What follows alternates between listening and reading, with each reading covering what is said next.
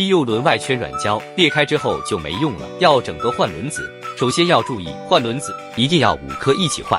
像这是塑胶尼龙滑轮，装都可以装，但是这轮子比较小颗，这轮子比较大颗，混装的高低差会导致角座变形断裂。第二要注意，这种叫缩管型气压棒，尾端落得比较下面，装这种小颗轮子，有时候气压棒会打到地板，像陀螺一样，没办法做，地板会刮伤。原本是大颗轮子，就要换大颗轮子。